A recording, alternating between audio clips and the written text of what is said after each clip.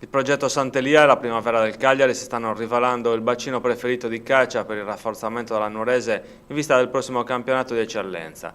Del resto era prevedibile dal momento che il tecnico Bernardo Mereu la scorsa stagione ha guidato proprio la formazione cagliaritana in Serie D.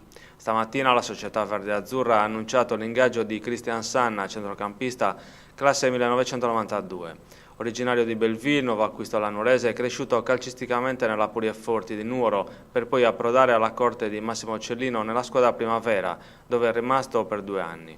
Quindi l'esperienza in Serie D col progetto Sant'Elia, formazione con la quale ha disputato in 2 campionati 35 gare segnando un gol.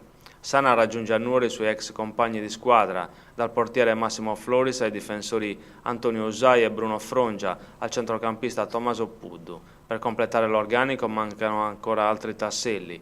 Innanzitutto un centrocampista di esperienza in grado di dettare i ritmi della squadra, ma anche un attaccante di peso in grado di fare la differenza in eccellenza, in modo tale da affiancare Falchi e Niedu. La società è impegnata nel cercare di far arrivare a Nuoro giocatori funzionali al progetto biennale per arrivare in Serie D, anche se con l'ingaggio di tanti atleti abituati a giocare assieme l'assemblaggio della nuova compagine da parte di Mereu risulterà più semplice, anche perché già dispone di un blocco di giocatori nuoresi confermato dalla società.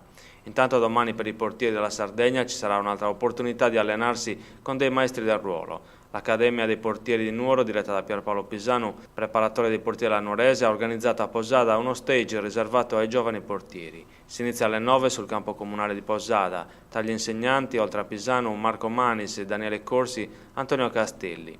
Non è escluso che a Posada faccia un salto anche Salvatore Sirigu, portiere della Nazionale e del Paris Saint-Germain. Tutti ottimi interpreti del ruolo più difficile del calcio e pronti a trasmettere i segreti del mestiere alle nuove generazioni di estremi difensori.